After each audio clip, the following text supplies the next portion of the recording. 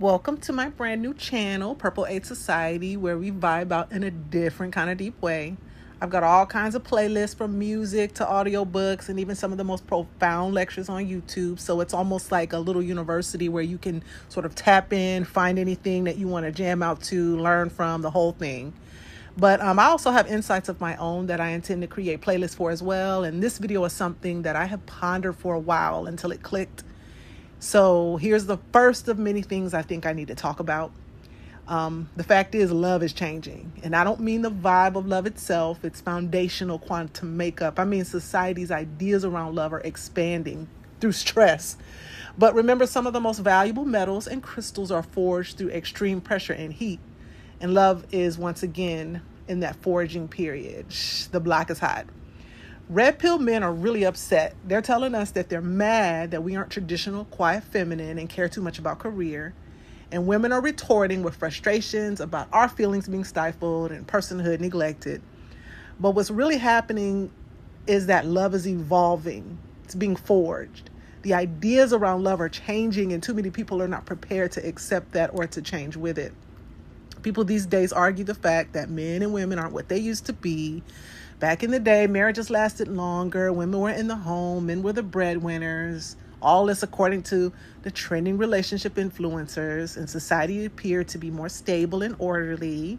But don't get me wrong, I support traditional marriages for those who it works for. The problem is that it's not for everyone, and no one seems to be able to accept that.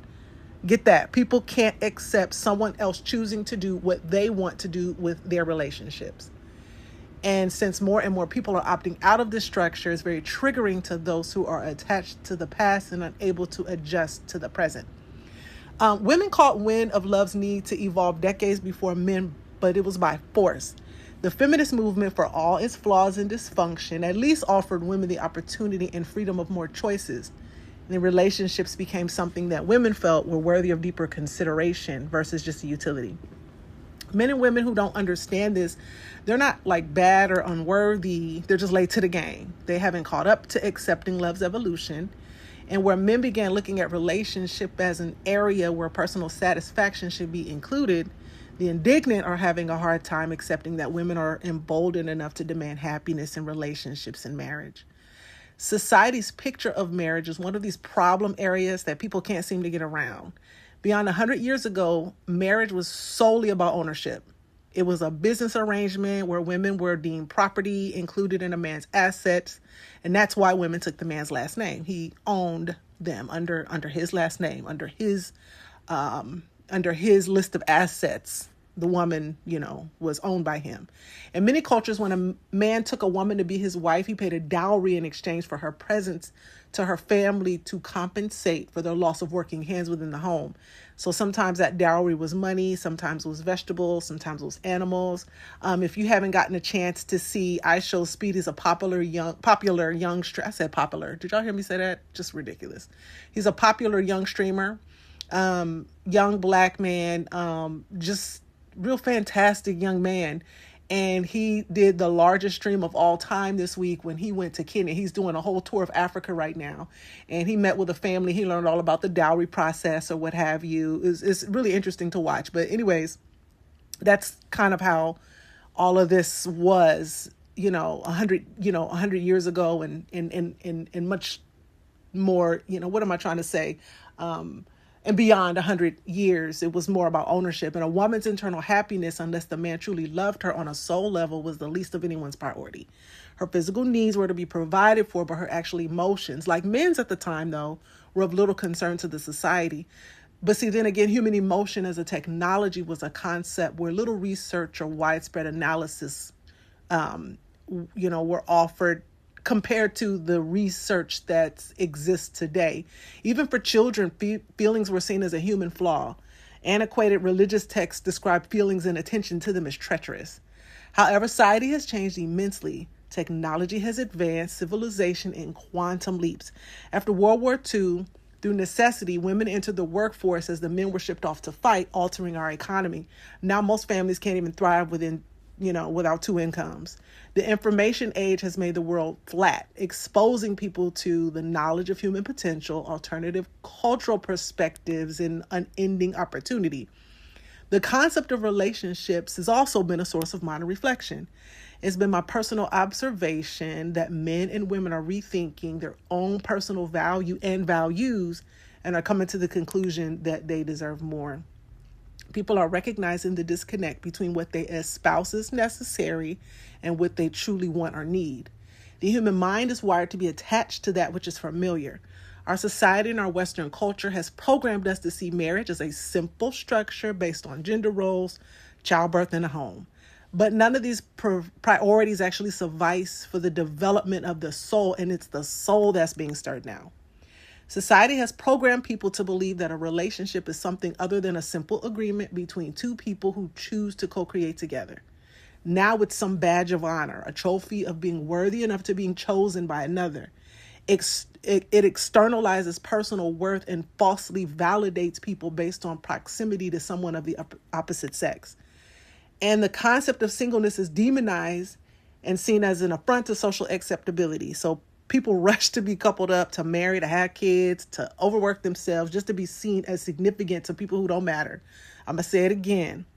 They rush to hook up, to be seen with someone so they can be validated by people who don't even matter, without considering the flawed reasoning around why people go into or stay in dysfunctional relationships. People spit out narratives that support these outdated ideals.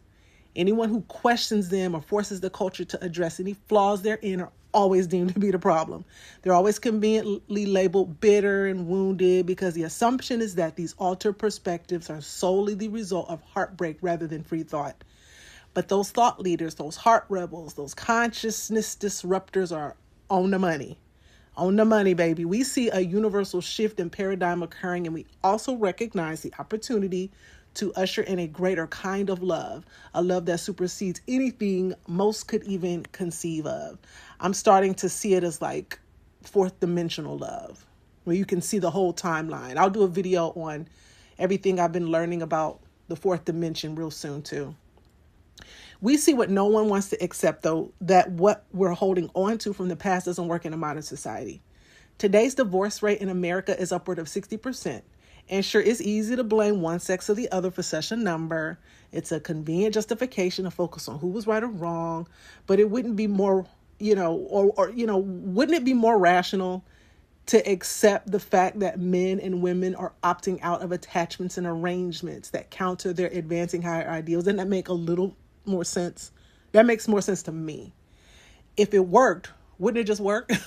The fact is it no longer works. I'm not saying that traditional relationships and marriages don't work. I'm supposing that trying to force 1950s, 1820s, 1600s programs and standards into 2020s relationships is just absurd. No one uses foldaway maps to get from Houston to Kansas anymore. No one's riding buggies led by horses to work anymore. And you're damn sure going to use that toilet. You're not going outside in the bushes to use it. So why are we still force-feeding each other and worse off ourselves old, antiquated, broken, loveless programs? Women, here's the truth. Men are coming to accept their emotions as valid, and they're waking up from the lie that stifling their feelings makes them masculine, or staying in emotionally childish relationships is somehow noble.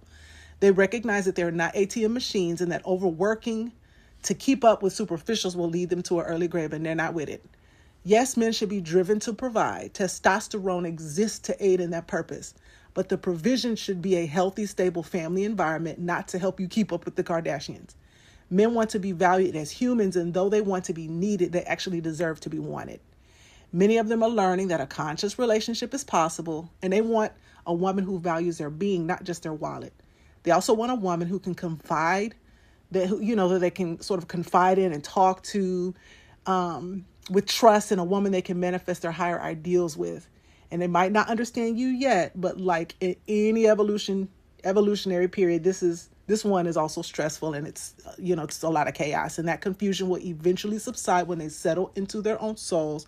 And just like you, men do not respond well to toxic, childish communication. If you yell and scream at someone, you cannot expect that person is going to want to cooperate with you, because if you yell and scream at me, I'm not cooperating. I'm sorry. I'm going to block it out. I'm not doing that. And a lot of men are just not putting up with that, and they would prefer to be talked to and treated with respect. Nagging will not get you what you want with them, and whether they admit it or not, actions speak way louder than words. Now, men, here is the truth. I'm going to have to put y'all on the spot too. Women, we're accepting our feelings as valid as well. We are not utilities. We're more than baby making machines and maids and docile creatures here only to boost your wounded, needy ego. We have divine purpose and worth beyond our uterus and how we look on your arm. If it weren't so, if that were a lie, nature would have us die immediately after 40, because the natural universe knows how to get rid of that which is no longer wanted in a natural sense.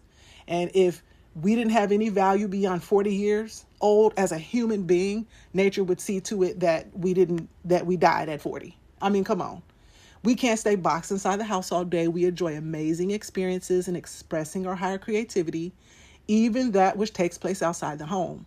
Our emotional nature is not a flaw. It's a part of our divine wiring, our feminine technology.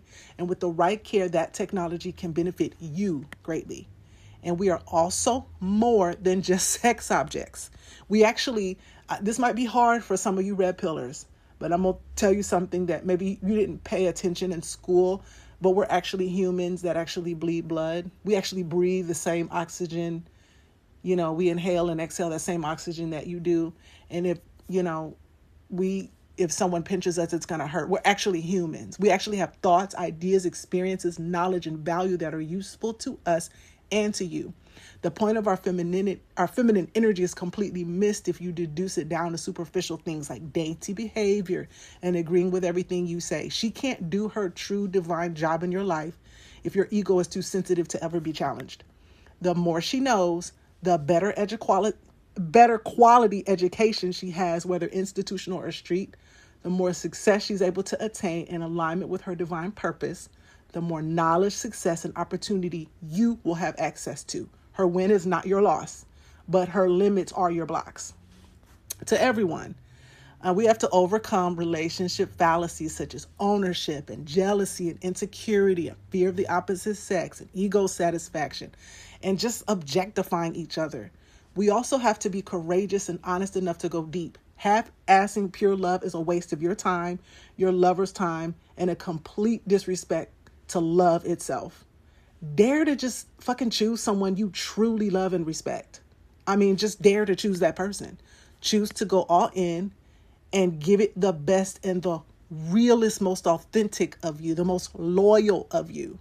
Choosing someone whose trust you would dare betray, whose heart you would dare neglect, whose potential you would dare stifle is a direct assault to your own soul. It's a reflection of your lack of belief in your higher self. It's avoidance of your power to truly love yourself and those who love you well. The last thing I want to share is that one of the things I do best is tarot education. I am the tarot educator. My approach to the tarot has absolutely nothing to do with predicting the future or reading anyone's minds. My readings are about personal development through examination of the symbols and archetypes hidden within our psyches. My readings, they really focus on a healthy relationship with ourselves and others with as much detachment from the ego as possible. In essence, my readings are about detoxifying the personality. That's what my claim to fame is. And I actually do weekly educational readings for members of my exclusive $7 a month Inner Forward Tarot podcast. I've just moved my podcast to a brand new platform, trying to, move my old members over to the new platform. It's a process, but I've got a new website and whole new thing. But the value is still the same. And every Sunday night, my members get access to my long form 10 card readings from 4 powerful decks, where we focus again on detoxifying the personality and analyzing the subconscious blocks that are often in our way. And I also drop powerful jewels on ancient religion, global spirituality, energy clearing, emotional freedom, quantum physics, and self-esteem in general. And we also have a book club. We only read books that enhance our personal power and build up our inner magic. And you'll access that in the podcast too. So in essence, the Inner Forward podcast is all about waking up the divine inside of us so that it can take over and run things right. And if you're interested in all that tarot education, shadow work, subconscious and dream analysis, history, and our personal growth book club for only $7 a month. Click the link in the description box below and join me. And don't forget to check out my playlist here on the Purple A Society channel and jam out on some great music and learn some new things. What playlists are coming next? I'm working on an 80s and 90s dance hall reggae playlist, classic R&B playlist. I'm working on one that's comedy songs from like my favorite TV shows and movies, and one on the Emperor card and all his divine masculinity. So that's going to be fun. And I just want to say thank you for checking out my first personal video on the Purple A Society channel. I hope to see you guys around. When you take a look at my music playlist or any of my other playlists or even this video, put in the comments a kind of playlist that you would like, something that you would like to listen to on your way to work, or something you want to clean to on the weekend, or something that you want when it's romance time with your boo. I do have a R&B playlist. It is a definitive R&B playlist.